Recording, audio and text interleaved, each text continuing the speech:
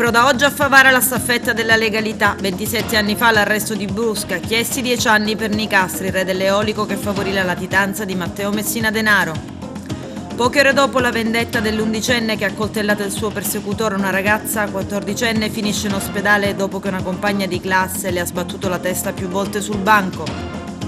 L'ex sindaco Firetto bacchetta l'attuale, turisti fuggono dalla città, effetto boomerang della proclamazione di Agrigento capitale della cultura 2025, servono controlli serrati sul corretto conferimento dei rifiuti, pulizia delle strade e videosorveglianza. Playoff promozione, Cremona ha vinto le prime 2 partite in casa e adesso ha sconfitto per la terza volta la Fortitudo Moncada Agrigento.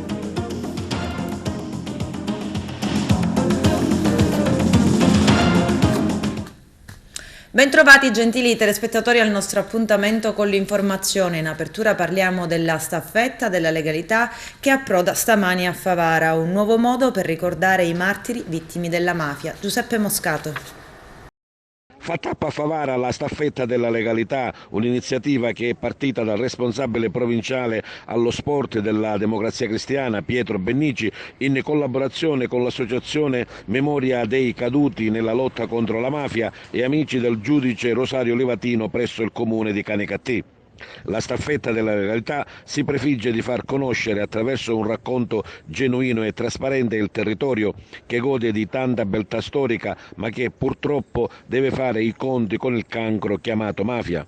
La staffetta ricorda le vittime della mafia perché si possa lasciare un segno tangibile ai turisti che visitano le città coinvolte. A tale scopo, nelle entrate principali delle città coinvolte, accanto alla scritta Benvenuti a, saranno collocati dei cartelloni che ricordino coloro che hanno pagato ingiustamente con la propria vita azioni mafiose.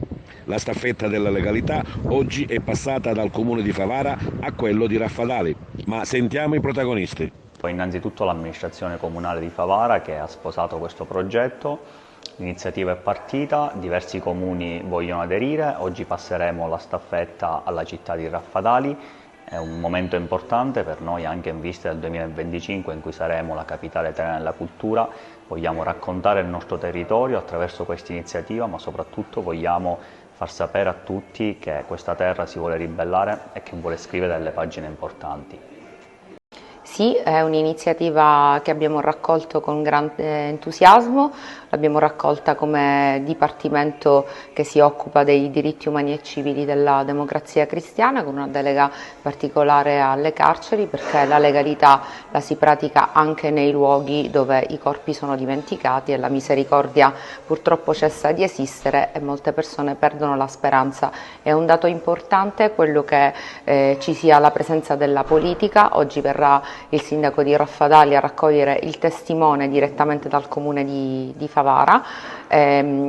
Proseguiremo in tutta la Sicilia, stiamo puntando a diventare capillari, ad essere presenti in tutto il territorio per dare proprio un segnale che da questa bella iniziativa promossa e proposta dal nostro dirigente provinciale allo sport Pietro Bennici abbiamo davvero intenzione di portarla avanti in modo tale da dare un segnale di legalità e di giustizia in tutto il territorio siciliano.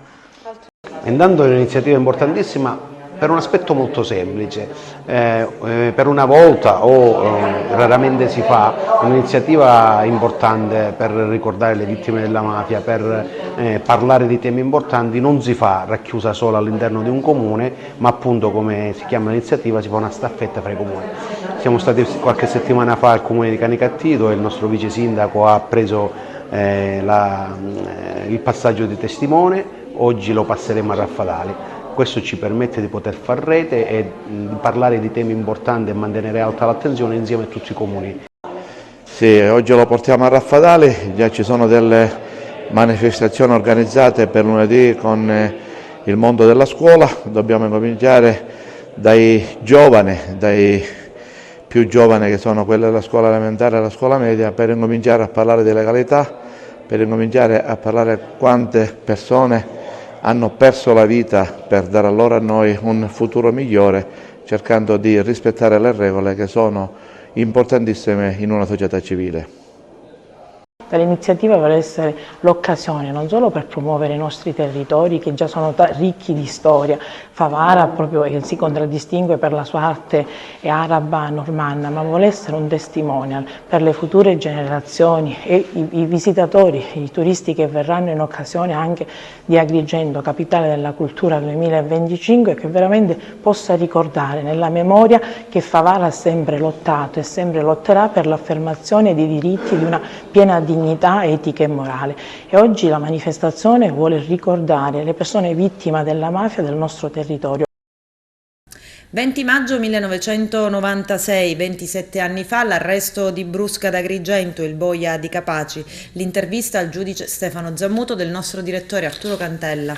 Il 20 maggio del 1996 finisce a Cannatello, frazione estiva di Agrigento, la latitanza di Giovanni Brusca, il boia di Capaci. Sono passati da poco le 9 di sera e il rumore di una motocicletta squarcia la quiete tra i villini a schiera della zona.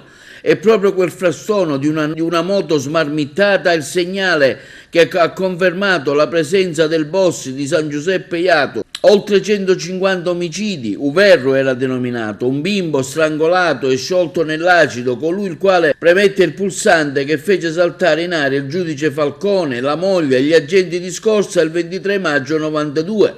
Si celebrerà infatti il trentennale, scatta il blitz che durò pochi secondi. Giovanni Brusca si trovava insieme al fratello Enzo, la moglie e i figli. Non ha avuto neanche il tempo di pensare a cosa stesse succedendo. Una volta ammanettato si rifugia in un silenzio che manterrà per tutto il viaggio fino a Palermo. Un poliziotto prima dell'uscita davanti alle telecamere alla questura di Palermo lo farà sostare davanti a un albero dedicato proprio a Giovanni Falcone, affermando: vedi Brusca, quell'uomo Giovanni Falcone vive ancora, tu invece sei una persona finita. Su quel giorno abbiamo chiesto su quella cattura e sul suo significante, abbiamo fatto una domanda al dottor Stefano Zammuto del Tribunale di Agrigento. Sì, questo dimostra da un lato lo straordinario impegno che lo Stato dopo le stragi ha messo in atto per la repressione della criminalità mafiosa e in effetti oggi la forza di Cosa Nostra rispetto a quella di 30 anni fa è indubbiamente inferiore. Da questo punto di vista possiamo dire che lo Stato ha vinto, anche se ovviamente non bisogna abbassare la guardia. Poi la storia di Brusca secondo me è emblematica anche sotto un altro profilo, perché Brusca ha poi fatto un percorso collaborativo che ha consentito allo Stato ulteriori risposte sul versante della lotta alla mafia e ci dà anche l'idea della possibilità che l'uomo ha di cambiare, perché un criminale sanguinario qual era Brusca ha poi intrapreso un percorso di rivisitazione critica del suo operato che ci fa capire che tutti possiamo cambiare.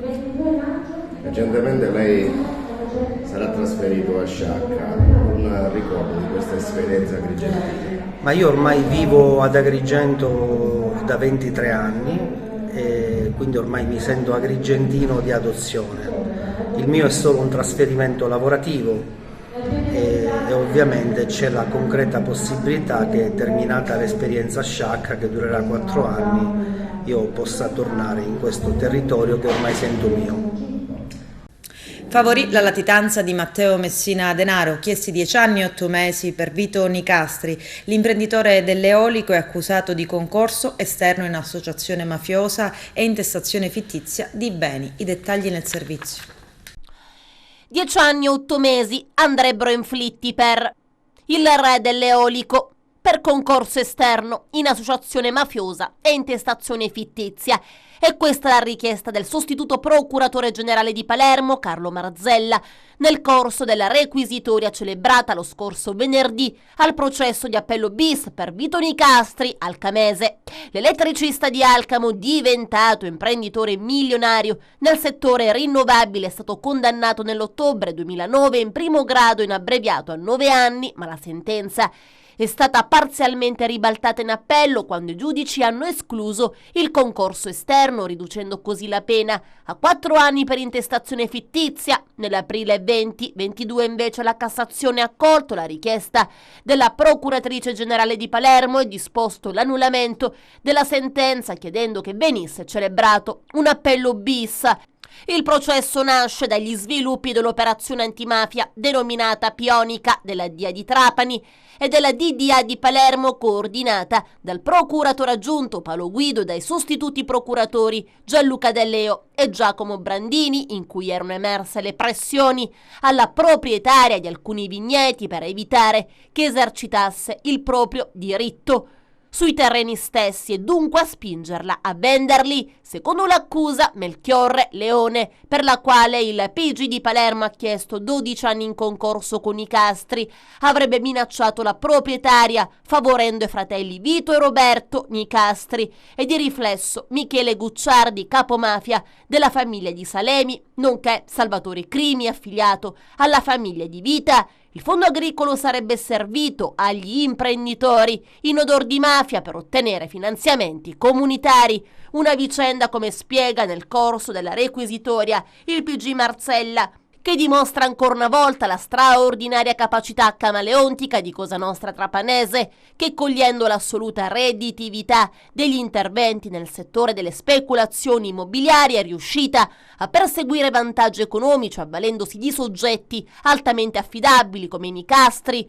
In aula il PG Marzella ha elencato i punti con la quale la Suprema Corte ha censurato le motivazioni dell'appello, evidenziando che i giudici avrebbero recepito acriticamente le versioni di Nicastri e Leone, senza condurre nessuna verifica circa la loro intrinseca credibilità, mentre in primo grado erano emersi plurimi aspetti di falsità e di omissione nelle dichiarazioni dei fratelli Nicastri. Inoltre nelle motivazioni sarebbe stato travisato il contenuto delle conversazioni ambientali, tra cui quella del 5 novembre 2014, dove Gucciardi e Crimi parlano delle trattative intercorse tra i Nicastri e la BF, riconducibile agli imprenditori Ficarotta, che sarebbero stati legati ad uomini d'onore di San Giuseppe Jato. Nella lunga requisitoria il PG Marzella fa un excursus sui rapporti tra i fratelli Nicastri e l'organizzazione mafiosa che risalgono alla prima metà degli anni 90. Vito, all'epoca coinvolto in una inchiesta per corruzione e truffa ai danni dello Stato tramite il fratello Nicolò, si rivolse ai vertici della famiglia mafiosa di Alcamo chiedendone ed ottenendone la protezione in cambio di denaro e altri favori di natura economica. Secondo le dichiarazioni del collaboratore di giustizia Giuseppe Ferro, già a capo del mandamento mafioso di Alcamo, la questione Nicastri sarebbe stata portata all'attenzione dell'allora latitante Leoluca Bagarella, che avrebbe dato la propria benedizione per porre l'imprenditore sotto la rassicurante ma esigente ala protettiva di Cosa Nostra. Il suo nome è citato anche nel pizzino siglato, sigla ZE10, ritrovato nella disponibilità del boss Lo Piccolo, senza dimenticare le dichiarazioni del collaboratore di giustizia Lorenzo Cimarosa, cugino di Matteo Messina Denaro, che hanno consentito di ritenere provata l'esistenza di un rapporto economico tra Michele Gucciardi e lo stesso Nicastri. Proprio Cimarosa aveva raccontato che il signore del vento avrebbe fatto avere una borsa piena di soldi agli uomini legati a Usiccu. Incidente stradale all'ingresso di Siracusa. Un uomo di 76 anni, Agostino Lo Monaco, originario di Canicattì, è deceduto in seguito a un terribile schianto. L'uomo viaggiava a bordo della sua automobile quando, per cause ancora in corso di accertamento, si è scontrato con un trattore. L'impatto è stato violento. Sul posto sono intervenuti i vigili del fuoco che hanno estratto il conducente dalle lamiere, ma per il 76enne non c'è stato nulla da fare. Inutile anche la chiamata per far atterrare l'elisoccorso. La procura di Siracusa ha aperto un fascicolo d'inchiesta per omicidio stradale. E emergenza bullismo nelle scuole palermitane. Spunta un secondo caso dopo l'accoltellamento fuori dall'istituto Silvio Boccone mercoledì mattina. Una studentessa del liceo Regina Margherita è stata picchiata in classe da una compagna. La quindicenne ha riportato un trauma cranico facciale con sospetto interessamento delle vertebre cervicali ed è rimasta per 24 ore al pronto soccorso dell'ospedale civico, lo stesso dove era stato portato il 14enne accoltellato 2 giorni fa. A denunciare il caso di bullismo è stata la mamma che giovedì pomeriggio, a 24 ore dall'aggressione, è corsa in ospedale dopo aver visto la figlia perdere i sensi. Nel soccorrerla si è accorta dei lividi al volto e alla testa che la ragazza aveva provato a mascherare. Preoccupata che lo svenimento fosse una conseguenza dell'aggressione, l'ha caricata in auto ed è partita da un paese della provincia diretta al civico. Ai sanitari dell'ospedale ha raccontato che una compagna di classe aveva preso la testa della figlia battendola più volte contro il banco durante una pausa delle lezioni. Una versione confermata dalla ragazza, che ha poi raccontato come quella di mercoledì non fosse stata la prima aggressione subita a scuola. Già in altre occasioni era stata bullizzata da altri studenti del liceo. Martedì prossimo 22 maggio il ministro delle infrastrutture e dei trasporti Matteo Salvini ad Agrigento ad un incontro organizzato da Confcommercio, una riflessione progettuale sul ruolo delle infrastrutture strategiche della provincia di Agrigento in vista del 2025, anno in cui la città dei Templi sarà capitale della cultura italiana. Arturo Cantella. Francesco Picarella ha un incontro lunedì con il ministro Salvini per parlare delle infrastrutture nella nostra provincia, un incontro che nella speranza che finalmente si possano dare delle risposte concrete a un territorio ormai isolato da decenni. Assolutamente sì, con Confcommercio, quindi con l'associazione di categoria dei commercianti e delle aziende turistiche, abbiamo promosso questo incontro anche a seguito di Agrigento Capitale della Cultura e quindi la necessità di un sistema infrastrutturale in provincia di Agrigento che sia non soltanto moderno ma anche sicuro. Le infrastrutture non sono un capriccio di un territorio ma sono linfa vitale proprio di quel territorio stesso, perché naturalmente sono attività e strutture che servono per sviluppare il territorio stesso, dalle merci alle persone. Si attendono delle risposte, la Confcommercio in questo senso ha voluto stimolare questo dibattito con il ministro Salvini. Si parla ora di aeroporto ad Agrigento, un ordine del giorno che è stato accettato dal Parlamento, si parla di treni veloci, di un'autostrada che purtroppo ancora manca, della chiusura dell'autostradale Castelvetrano-Gela-Ragusa, insomma tanta carne al fuoco. Finalmente possono arrivare, secondo te, delle risposte? Ma assolutamente il momento credo che sia perfetto, perché il fatto che Agrigento e tutta la sua provincia, compreso le isole, siano diventate capitale della cultura, si è alzato il livello della discussione sul territorio e quindi si è alzato anche l'attenzione sul territorio da parte delle istituzioni, e quindi da Confcommercio naturalmente un incontro che serve proprio per stimolare la discussione e sperare che possano, anche in questa occasione, che ci possano essere delle buone novità con il confronto con chi in questo momento è la più alta carica sulle infrastrutture del governo italiano. Anche per creare un collegamento con il futuro ponte che a quanto pare il governo ha intenzione di realizzare. Ma c'è un'attenzione particolare su tutta la Sicilia. È normale che faremo un focus su tutte le infrastrutture siciliane, ma in particolar modo quelle della provincia di Agrigento, perché collegarsi con la possibile alta velocità Palermo-Catania-Messina per quanto riguarda le rotaie, il ponte sullo stretto, naturalmente noi dobbiamo essere parte integrante di questi collegamenti che aiutano sicuramente il territorio. Se i turisti dicono che Agrigento è bella ma sporco, addirittura fuggono dalla città, non è un caso, sarà anche peggio in futuro se l'amministrazione non porrà rimedio e le promesse sono profondamente sbagliate. Lo afferma in una nota stampa l'ex sindaco di Agrigento Lillo Firetto, già capo dell'opposizione in Consiglio Comunale.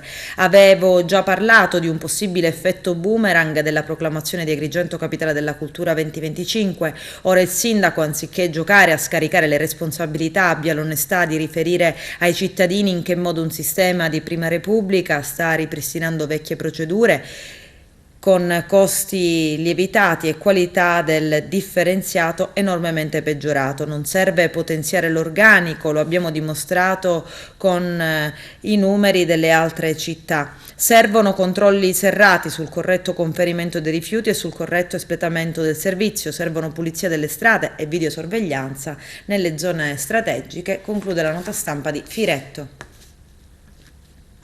Il Consiglio Comunale di Favara per la seconda volta boccia le tariffe tali 2023. Giuseppe Moscato. Il Consiglio Comunale di Favara, i consiglieri di opposizione nello specifico, non approvano per la seconda volta le tariffe tali 2023, la tassa sui rifiuti, che prevede un adeguamento al rialzo di 140.000 euro. Il no arriva deciso e forte e con le stesse motivazioni. E così come successo nella precedente seduta, i consiglieri bocciano la proposta dell'amministrazione comunale del sindaco Antonio Palumbo, mettendo in chiara difficoltà la gestione finanziaria dell'ente, che comunque entro il 31 maggio deve provvedere a determinare le tariffe, che, se non adeguate, saranno effettuate con quelle dell'anno precedente, creando di fatto un buco di 140.000 euro che dovrà comunque essere pagato attingendo ad altri capitoli. Proprio per questo motivo, già nella precedente seduta, sia la segretaria generale che la dirigente del settore avevano ribadito che l'approvazione delle tariffe è un atto dovuto, prevedendo anche possibili interventi da parte della Corte dei Conti.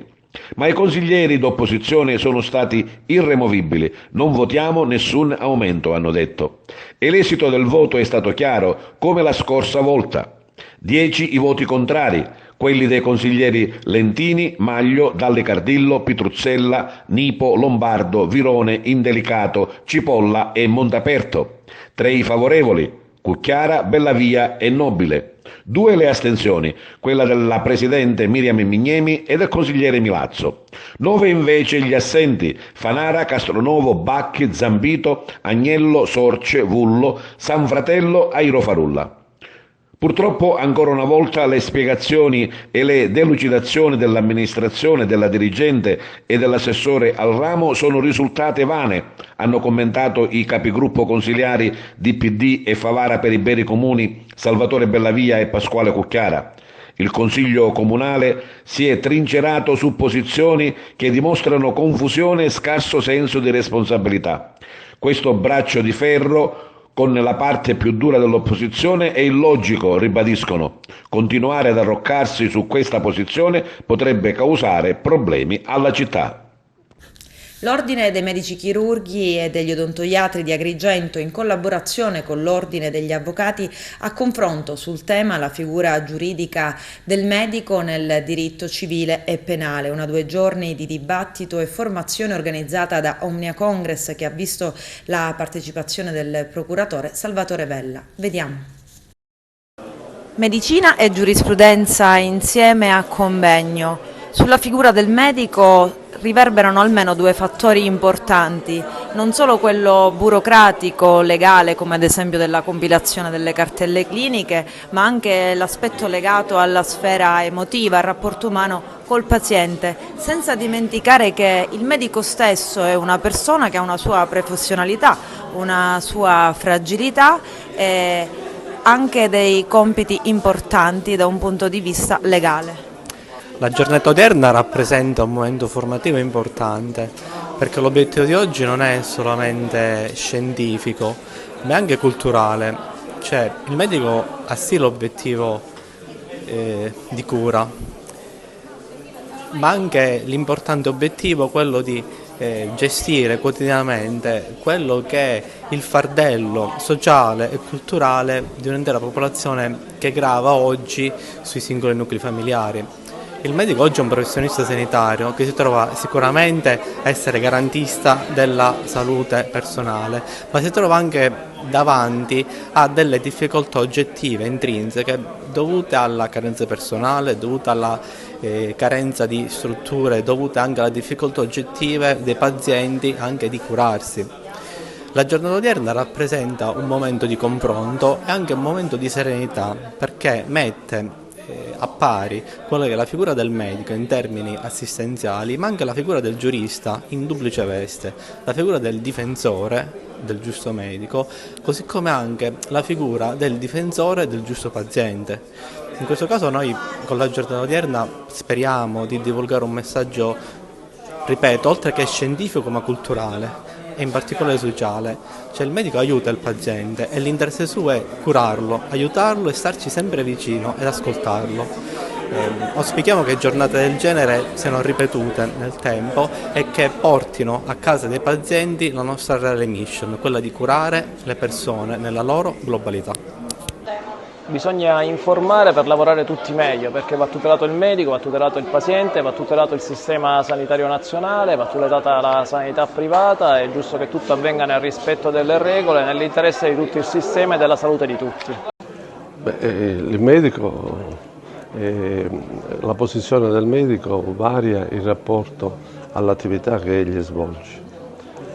Come pubblico ufficiale, quindi come colui che è in relazione con l'attività della pubblica amministrazione, il medico gode di particolari tutele, specialmente in questo periodo in cui il medico solitamente è oggetto di aggressione da parte di parenti di pazienti o di altri soggetti poco educati ed aggressivi, ovvero il medico può essere anche autore di determinati comportamenti che il nostro codice considera come reato.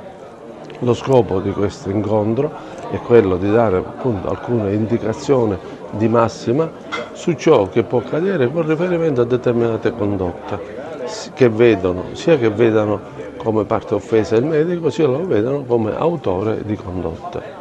Ma io credo che sia importantissima questa riunione, perché vero è che noi dobbiamo guardare il lato scientifico medico, ma è importante l'aggiornamento per quanto riguarda gli affari giudiziari, le leggi che ci governano e ci regolano, perché è importante andare avanti in indipendenza, in responsabilità, ma è bene guardare a quelli che sono i canoni della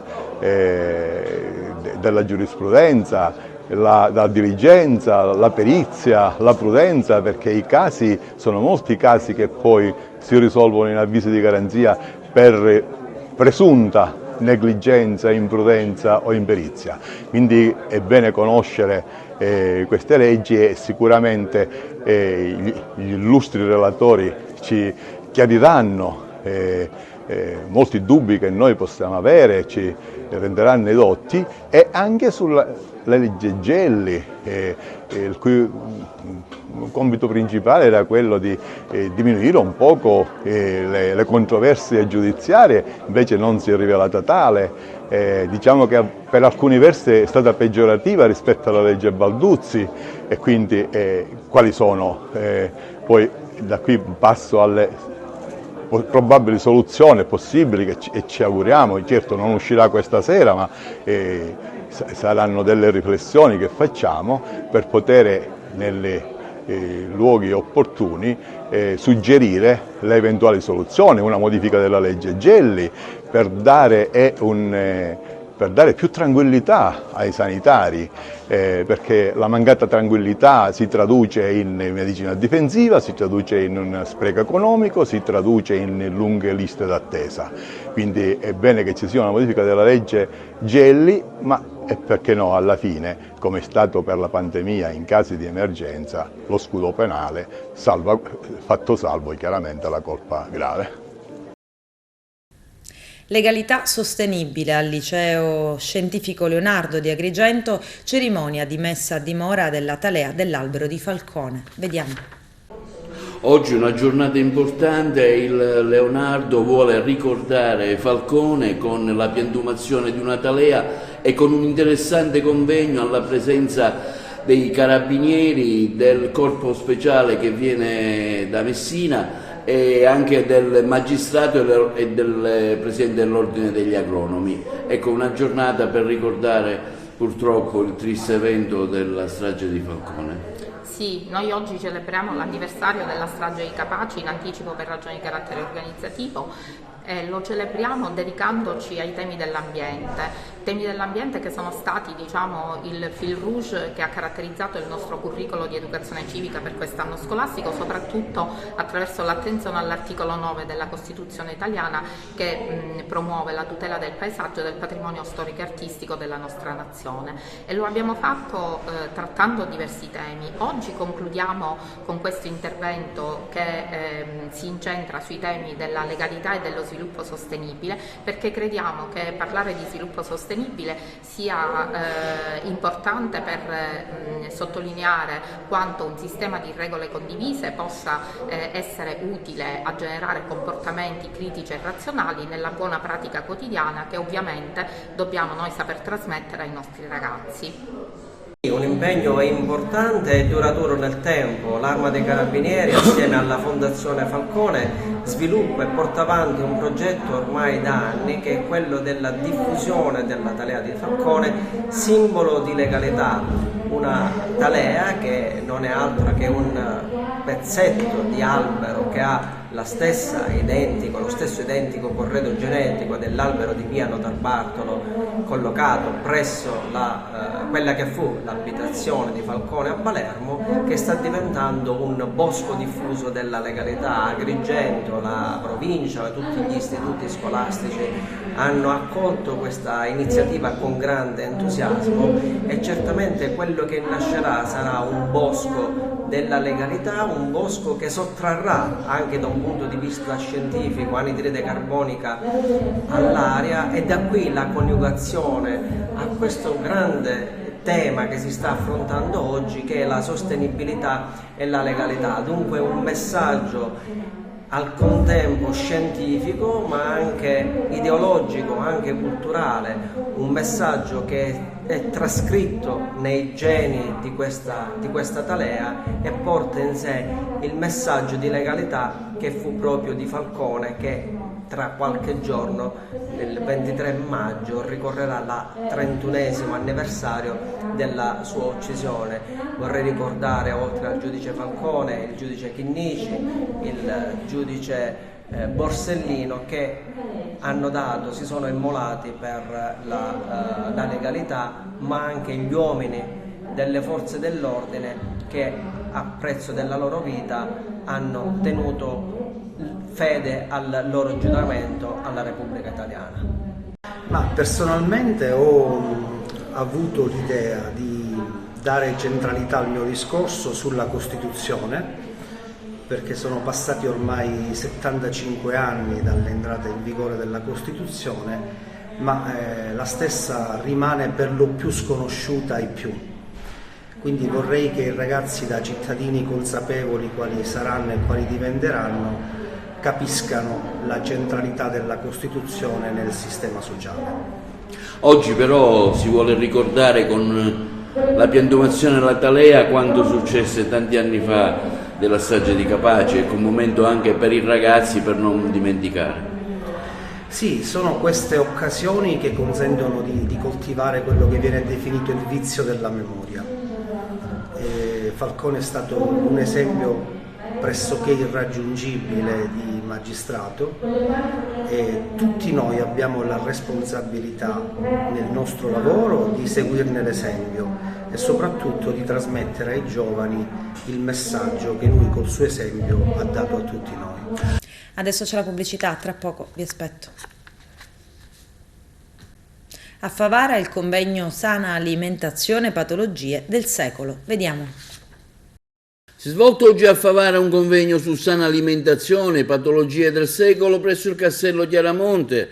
Seguito della Commissione di Sviluppo Economico all'interno del progetto denominato Sagra della Caccia e dei prodotti agricoli della Sicilia. Diversi e qualificati gli interventi in merito, a questi quelli della giornalista Margherita Trupiano della redazione di TVA, di Angelo Varisano dell'associazione Insemmola, organizzatore dell'evento, di Antonio Lobrutto della Rete Civica della Salute. Un argomento, quello trattato della sana alimentazione, assolutamente interessante perché investe diversi ambiti del nostro essere cittadini e componenti di una società. Sì, io ringrazio l'associazione Insemmola che ha voluto coinvolgermi nella mia qualità di giornalista a questa giornata che è molto ricca di sfaccettature relative a questa tematica che come avete sentito l'alimentazione legata alle patologie e io ho voluto porre l'accento su un aspetto da giornalista, un aspetto che è profondamente di natura sociale, ovvero quali sono i riflessi che la cattiva alimentazione ha rispetto alla crisi che in questo momento ci attanaglia. Questo è un progetto che noi portiamo, io insieme a tutta la mia associazione, avanti da diverso tempo. Abbiamo fatto già dei confronti in passato con delle persone tecniche, si è parlato tanto a livello clinico in un convegno fatto neanche un mese fa. Oggi si parla di sana alimentazione e patologie del secolo. È stato un convegno ricco di tantissimi relatori presenti del territorio.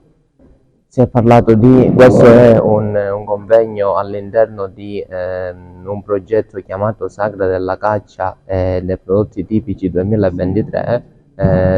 Si è parlato tanto di promozione del territorio, di tutela del territorio, di promozione del nostro territorio, del nostro patrimonio, ma soprattutto dei prodotti tipici locali nostri, agrigentini, siciliani, invidiati in tutta l'Italia, in tutta l'Europa e in tutto il mondo. Questo è un progetto che noi vogliamo portare avanti a livelli altissimi, collaborando anche con associazioni di categoria, sempre del territorio, con liberi professionisti che sono impegnati a Favara sul sociale e soprattutto che ci collaborano in questa magnifica avventura. Grazie. Siamo presenti qui a Favara grazie all'invito dell'associazione Insemmola, che fa parte, grazie a un protocollo d'intesa, della Rete Civica della Salute. Loro sono già chef, sono cuochi, quindi è il loro mestiere. La Rete Civica della Salute subentra perché la salute della persona viene pure da una corretta alimentazione. Io, siccome ho avuto esperienza nel passato col Dipartimento Acque e Rifiuti di lavorare a un progetto che si chiamava Differenziamoci, abbiamo ai tempi redatto un documento che dagli scarti alimentari si può ancora mangiare qualcosa. Quindi non rifiuti, ma alimenti ancora cucinabili, con delle preparazioni, delle cose ancora mangiabili.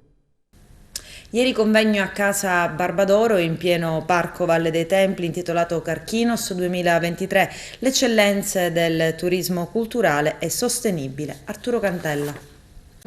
Un interessante convegno oggi dove si parla delle eccellenze del territorio inserito nell'ambito dell'annisità del premio Carchinos qui a Casa Barbadoro.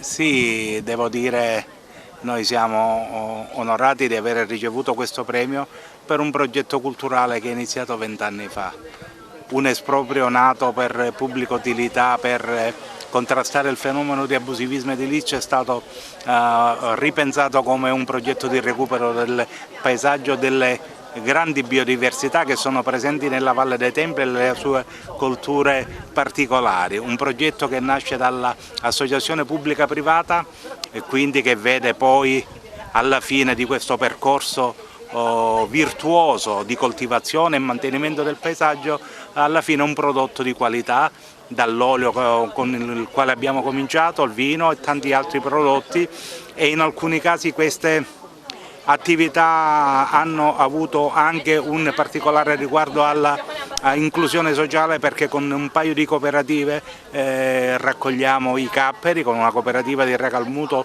che accoglie delle persone che devono scontare una pena, oppure con la cooperativa Alcarube dove ci sono persone che hanno un disagio sociale e con i quali facciamo il miele. Questo progetto di Diodoros è così importante, oggi Casa Barbadoro è il luogo dove raccontiamo questo progetto, ma questo progetto lo abbiamo esportato per esempio anche a Sambuca di Sicilia, dove realizziamo anche lì un miele che si chiama Adranon e non Diodoros, che è il marchio della Valle dei Templi, e prossimamente lo esporteremo anche in altre aree archeologiche come a Canicattì, Vito Soldano, dove impianteremo un vigneto.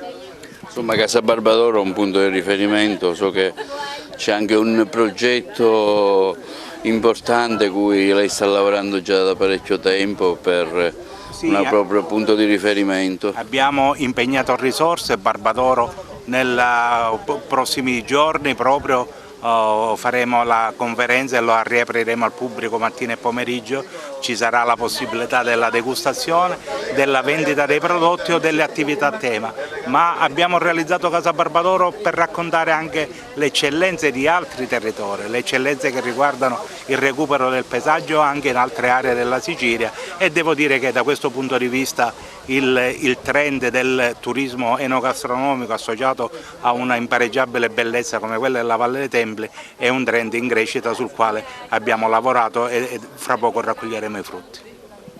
L'obiettivo finale è quello di dimostrare attraverso un'eccellenza che appartiene ad un'altra eccellenza, che è il Parco Archeologico e Paesaggistico della Valle dei Templi di Agrigento, che è possibile, grazie all'intento di diverse persone che si mettono insieme, di portare e valorizzare un territorio che già nasce come un territorio ricco di agricoltura. Diodoro Siculo, nel suo libro, il 13° libro della sua storia, racconta del territorio di Agrigento come ricco di viti, di ulivi e di tante coltivazioni già a partire dal IV secolo a.C., lui descrive questa storia, quindi si è voluto ripercorrere la storia di questo territorio fino ad oggi con Diodoros, con tutti i prodotti che oggi vengono coltivati all'interno dei territori compresi nel Parco Archeologico e Paesaggistico Valle dei Templi di Agrigento.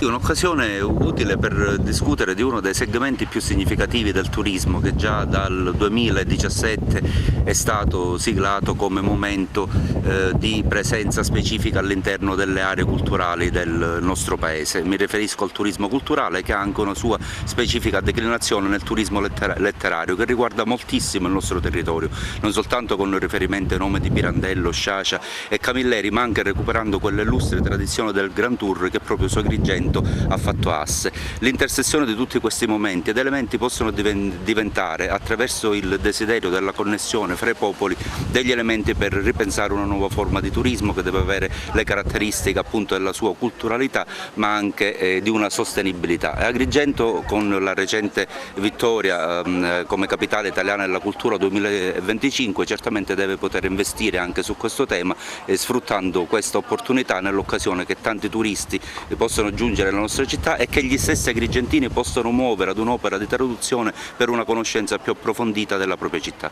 Oggi in questa nuovissima location di Casa Barbadoro parleremo della storia del progetto Diodoros. Noi siamo concessionari dell'olio e racconteremo come è nata questa idea, come si è evoluta, quali sono le attuali prospettive e le visioni future, anche in relazione ad Agrigento Capitale 2025, dove il progetto Diodoros sarà uno dei pilastri di questa bellissima avventura culturale, turistica e del patrimonio del nostro territorio. Carchinos cresce ancora di più, raddoppia, premiando un'eccellenza nell'eccellenza, un brand Diodoros creato dal Parco Archeologico, veramente, che ha sempre una visione lungimirante, sempre avanti, all'interno dello stesso parco. Quindi oltre alle bellezze paesaggistiche della nostra terra, oggi premiamo un brand che ormai sta diventando famoso in tutto il mondo. Direi che Carchinos Agrigentus cresce anche grazie a questa ricerca di situazioni di grande qualità, di alta qualità, che purtroppo ahimè poco gli agrigentini conoscono, ma sono sempre più conosciuti in Italia e nel mondo. E lei che ne pensa? Io penso la stessa cosa, che veramente abbiamo creato abbiamo dato spazio all'eccellenza. Sono dei prodotti che vengono ovviamente coltivati nella valle, vengono prodotti nella valle, e quindi avendo questa meraviglia naturalistica, perché siamo fortunati a vivere in questo posto così meraviglioso, sfruttiamo anche quello che questa terra ci offre, valorizzandola ovviamente, perché il prodotto è veramente d'eccellenza. Ovviamente si accosta a Carchinos, che è l'eccellenza e non poteva essere altro. All'Istituto Comprensivo e Seneto di Agrigento, incontro dal titolo Le parole della genitorialità. Vediamo. Generazioni consapevoli, oggi un interessante convegno qui all'Istituto e Seneto, su quale tematiche importanti? Allora, oggi la tematica è le parole della genitorialità. È un momento importante intanto che siamo qua. Siamo in un'altra scuola e stiamo lavorando in questo momento in maniera sul territorio, cercando di educarci su alcuni aspetti. Oggi ci fermeremo sul riflettere su quali parole e sul senso delle parole della genitorialità, quali parole e come queste parole incidono nell'educazione dei ragazzi. Diciamo che cerchiamo di offrire un servizio ai docenti e alle famiglie, perché individuiamo ogni giorno dinamiche conflittuali che scaturiscono a nostro giudizio da un problema all'interno del ruolo genitoriale. Non sempre il ruolo genitoriale viene svolto come auspicato e noi non manchiamo di segnalare ai genitori i problemi, le defaillanze, le carenze, i bisogni dei loro figli, e volevamo fermarci un momento per riflettere intorno ai tanti problemi che si collegano al lavoro di educare. Con dirigente scolastico, quando si presenta un caso particolare, come lo affronta? Mi piacerebbe avere la bacchetta magica. Intanto i problemi sono sempre diversi, non si presentano mai uguali, poi il quadro è sempre diverso anche per la natura dei nostri alunni che vivono un momento evolutivo. Diciamo che la prima cosa da fare è mettersi in ascolto, comprendere le ragioni anche di comportamenti difficili da gestire a volte, cercare di capire la radice di questi comportamenti e come docenti, come educatori, cercare di ricondurre gli alunni che hanno spesso bisogno di una presenza forte, autorevole, di un momento di confronto con una figura adulta che sia capace di orientare i piccoli. Quindi direi che la prima cosa da fare, senza con questo dare una ricetta o avere la bacchetta magica, è mettersi in ascolto. Io sono molto contento di partecipare, intanto di essere membro di questa associazione, perché il legame tra genitori, scuola e chiesa è un legame per me importantissimo. Essere genitori significa vivere un'arte particolare, essere artisti nel costruire la vita dei propri figli. E per questo tutte le convergenze, mettersi insieme in rete a costruire la loro vita, aiutarli a costruire la loro vita, diventa una cosa molto importante. Avete un ruolo importante in questo momento, insomma, di grandissima difficoltà per la famiglia, per le tante problematiche che il tessuto sociale vive. Il ruolo importante ce l'hanno i genitori, in un contesto fluido, evidentemente anche la famiglia rimane fluida, per cui tutti i punti di riferimento, se ci sono, possono contribuire a costruire una personalità al meglio costruita bene nella direzione giusta dei valori, delle cose che contano e delle cose che valgono. Certamente è una situazione problematica, ma dobbiamo guardare l'aspetto della speranza. Insieme si può, e i genitori possono trovare nella scuola e nella chiesa dei collaboratori. Dico collaboratori perché sono loro i protagonisti, noi siamo solo collaboratori. Credo che sia lodevole questa iniziativa dell'associazione Generazione Consapevoli, perché il ruolo dei genitori, o direi il mestiere, forse i genitori forse è uno dei mestieri più difficili, ma nello stesso tempo i genitori hanno una grande responsabilità, che è la vita dei loro figli, e forse mai nessuno ha insegnato ai genitori come si fa ai genitori, no? E quindi riflettere su questo tema, interrogarsi su questi temi credo che sia un atto, come dire, importante ma anche di grande responsabilità. In un momento difficile appunto essere genitori oggi, no? È un momento difficile perché oggi la domanda è quali sono i genitori, nel senso che le famiglie vanno sempre incontro a innumerevoli mutamenti, non esiste più la famiglia patriarcale, la domanda è oggi di che famiglia parliamo, no? Assistiamo tutti a un quantitativo smisurato di separazioni, di divorzi, di famiglie disgregate, conflittuali e quindi, ripeto, oggi una riflessione sulla genitorialità credo che vada fatta. Basket Serie A2 Playoff Promozione. Cremona ha vinto le prime 2 partite in casa e adesso ha sconfitto per la terza volta la Fortitudo Moncada Agrigento a Porto Empedocle al Pala Moncada 97-71. Giuseppe Moscato. Non è bastato un Pala Moncada gremito da un pubblico delle grandi occasioni che ha incitato per tutta la durata della gara i propri beniamini. La Fortitudo Agrigento perde anche gara 3 dei playoff di Serie A2 di basket contro la Vanoli Cremona, 91-97 il risultato finale dopo il tempo supplementare. I ragazzi di mister David Cagnardi sono stati in partita e per diverse volte in vantaggio, 9 i punti massimi di differenza, ma troppe sono state le imprecisioni sotto canestro, mentre gli ospiti sono stati molto attenti e precisi.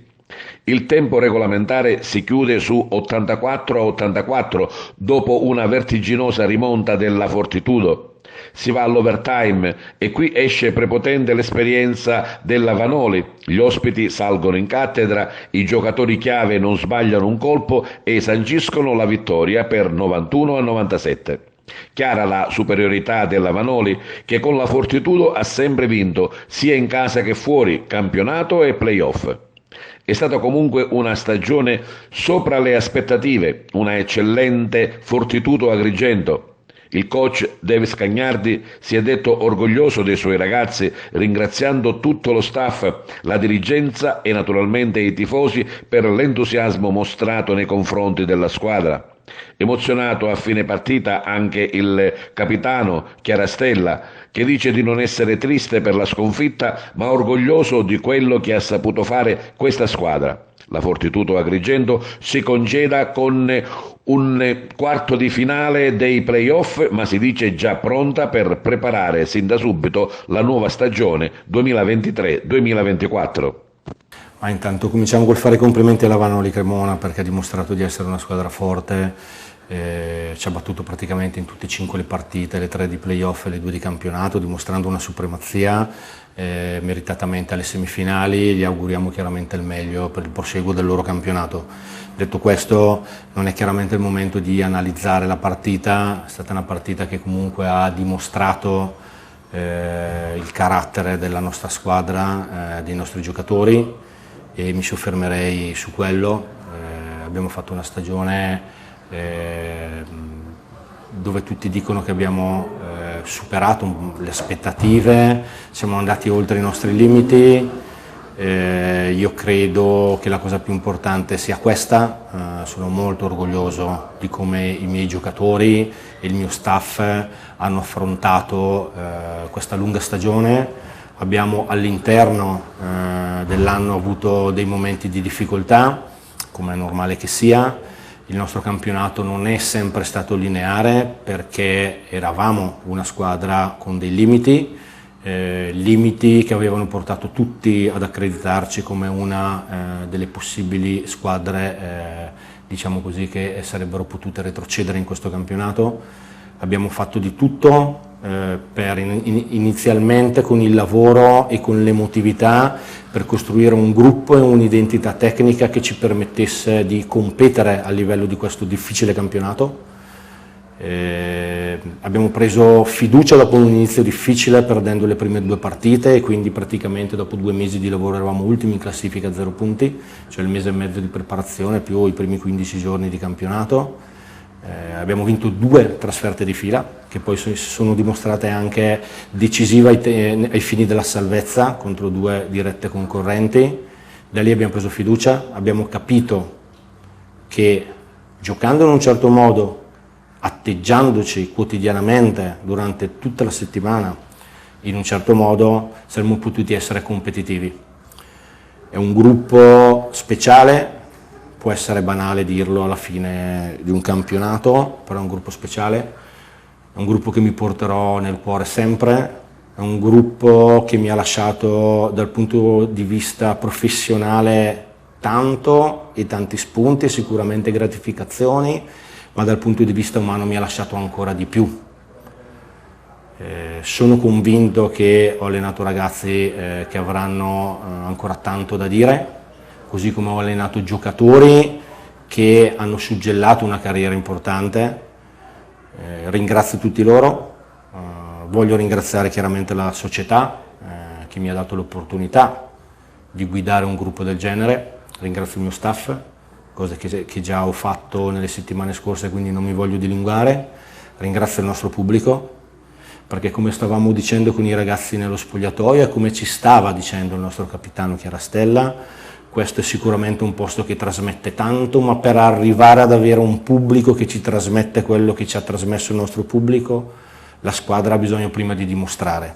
Non è scontato avere tanta gente in questo palazzo, non è scontato avere tanta gente che prova a spingerti, lo diventa nel momento che i giocatori in campo trasmettono emozioni, sudano, si buttano per terra, tengono alla maglia. Questo è tutto quello che è stato fatto dalla nostra squadra, dai miei ragazzi.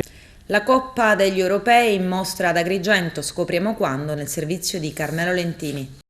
Verranno esposte giovedì prossimo 25 maggio dalle ore 10:30 presso il Teatro Pirantello di Agrigento la Coppa d'Europa vinta dalla nazionale italiana nel 2021 e le 2 Coppe d'Europa vinte dalla nazionale italiana di calcio a 5.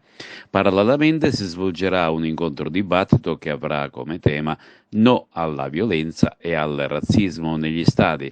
La manifestazione è patrocinata dal comune di Agrigento che ha messo a disposizione il Teatro Pirantello. Si prevede la partecipazione del presidente FIGCL di Sicilia Sandro Morgana, dal presidente onorario della FIGCL anche Santino Lopresti, dal coordinatore del settore giovanile scolastico della Sicilia Stefano Valenti, delegato provinciale della FIGCL di Agrigento Angelo Caramanno, oltre al sindaco di Agrigento Franco Micichè, l'assessore del comune di capoluogo Costantino Ciullo e il comandante provinciale dei carabinieri di Agrigento colonnello Vittorio Stingo. Inoltre sono previsti gli interventi dell'ex calciatore professionista Tommaso Napoli.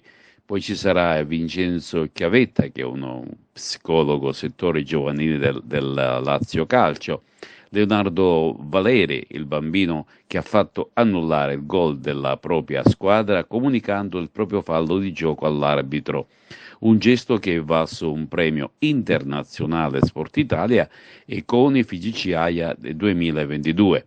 Ci sarà anche Vincenzo Longo, ex calciatore di Torino, Juventus e Sampdoria, Domenico Crea, che è un dirigente della Digos Questura di Reggio Calabria, e Rashid Berradi, campione del mondo di atletica leggera, oltre Franco Colombo, ex calciatore del Catania Calcio. I trofei saranno esposti dalle ore 15 alle ore 18 nel foyer del Teatro Pirantello e il pubblico può accedere per fare anche delle foto ricordo con la prestigiosa Coppa d'Europa e le Coppe d'Europa di calcio a 5 vinte dalla nazionale italiana di calcio a 5 nel 2003 e nel 2014. Calcio Serie D, dimissioni di massa a Canicattì e qualche incertezza nel futuro dell'Acragas. Carmelo Lentini. Il calcio di Serie D ha chiuso i battenti da un paio di settimane e già si registrano i primi problemi societari che hanno portato a dimissioni in seno alla compagine biancorossa del Canicattì. Come si ricorderà, il club dell'Ovatalia nelle ultime stagioni, durante le quali ha ottenuto una promozione ed una salvezza onorevole giocando stabilmente fuori casa per mancanza di stadio, dopo le dimissioni del presidente Angelo Licata sono arrivate anche quelle delle cariche sociali, composte dal vicepresidente Faustino Giacchetto, dal consigliere Vincenzo Tolone, dal direttore sportivo Alessandro Avarello e dell'intero gruppo dirigenziale. Gli organi sociali resteranno in carica per l'ordinaria amministrazione e per onorare tutti gli impegni finanziari ad oggi assunti. Nei prossimi giorni sarà convocata un'assemblea dei soci per deliberare il futuro del Canicattì. Per quanto riguarda la neopromossa Agregas, solo voci ed illazione che stanno mettendo alla frusta le coronarie dei tifosi biancazzurri. L'attuale patron Giuseppe Deni nei giorni scorsi ha diramato un comunicato stampa con il quale lanciava dei messaggi ben precisi, vale a dire aiuto imprenditoriale ed interventi urgenti alla struttura dello Stadio Seneto.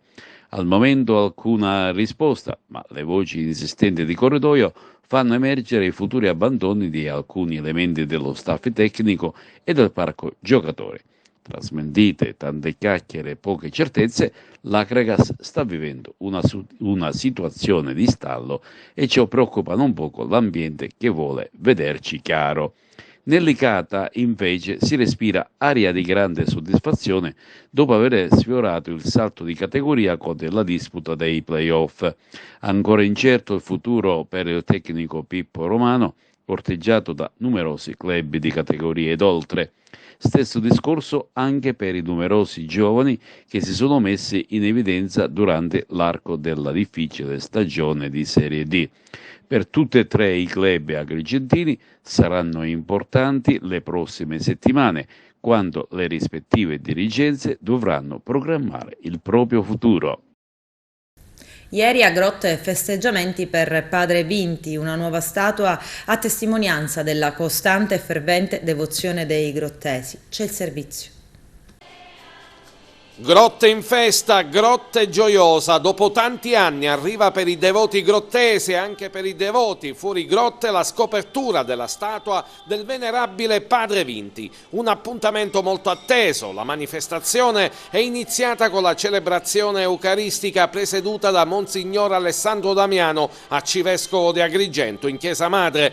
Monsignor Damiano, sin dai primi giorni a capo del suo ministero pastorale dell'arcidiocesi di Agrigento, ha voluto seguire personalmente ogni evento su Padre Vinti. Particolarmente rilevante, per esempio, è stato il ritiro sacerdotale diocesano voluto proprio a Grotte lo scorso 1 luglio 2022 sul modello sacerdotale del venerabile Padre Vinti, posto ad esempio di santità per tutto il clero agrigentino.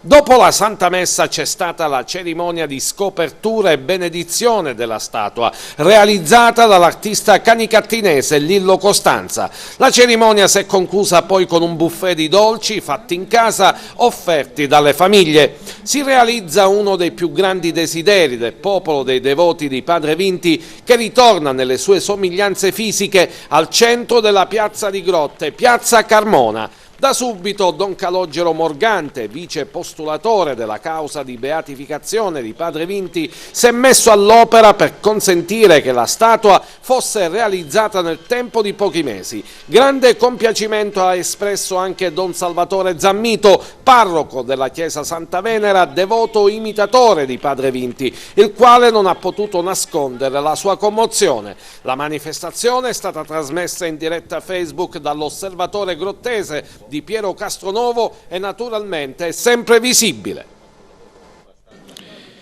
La figura di uomini che hanno saputo camminare al cospetto di Dio, orientando la propria vita secondo le virtù teologali, fede, speranza e carità, dalle quali poi si irradiano le tante virtù umane, è un privilegio. E come si diceva nelle riflessioni di questo pomeriggio, ad ogni privilegio corrisponde poi una responsabilità, la responsabilità di testimoniare nella nostra vita, nella vita dei devoti stasera di Padre Vinti, con questa fedeltà alle virtù. È tutto qui, è il nostro battesimo che diventa principio di azione nelle nostre vite. È un grande momento di festa, atteso da tanti anni, finalmente siamo riusciti a realizzare un'opera che era voluta, desiderata dai nostri concittadini. Come diceva bene Don Alessandro, per noi è un momento di grande responsabilità, perché la realizzazione della statua è sicuramente un segno materiale, tangibile, ma non dobbiamo fermarci qua, dobbiamo tendere verso modelli di santità. Abbiamo la fortuna di avere a Grotte Padre Vinti, ma non solo, nella nostra provincia sono diversi modelli di santità ai quali dobbiamo tendere, quindi speriamo che oltre la statua, oltre il segno fisico che oggi abbiamo voluto dare alla nostra cittadinanza, si possa veramente porre in essere tutta una serie di comportamenti tendenti ai modelli di santità ai quali faceva riferimento il nostro arcivescovo. Com'è nata? Com'è nata? È venuto a trovarmi Don Calogero Morgante, grazie di aver realizzato il mezzo busto di Rosario Livatino, e da lì parte lo spunto di poter riuscire a realizzare un'opera come questa. Ci siamo riusciti. Quanto tempo è impiegato? Da gennaio che lavoriamo. Onorevole, che significato assume per Grotte questo evento? Un significato importantissimo, sia per la comunità di Grotte che per i paesi limitrofi, perché Padre Vinti è conosciuto non solo a Grotte ma anche in altri paesi, perché è stato un prete veramente devoto, è stato un prete umile e miracoloso. Ho avuto modo di leggere alcune pagine di un libro e Padre Vinti ha fatto dei miracoli eclatanti, ci sono testimonianze ed è stato veramente un prete miracoloso. E questa statua rappresenterà veramente la devozione di tutti i grottesi. E poi ho notato sull'altare avevamo 4 preti di Grotte, un seminarista e un diacono. Vuol dire che è la scia, l'esempio di Padre Vinti. Grotte è un paese cattolico, di cattolici, laici, praticanti, e l'esempio di questi preti mi ha commosso veramente. Subito dopo il TG andrà in onda la rubrica Mestiere Artigiano in collaborazione con Confartigianato. Con questo è tutto, il TG finisce qui, grazie per la gentile attenzione, per essere stati con noi, buon weekend e a presto.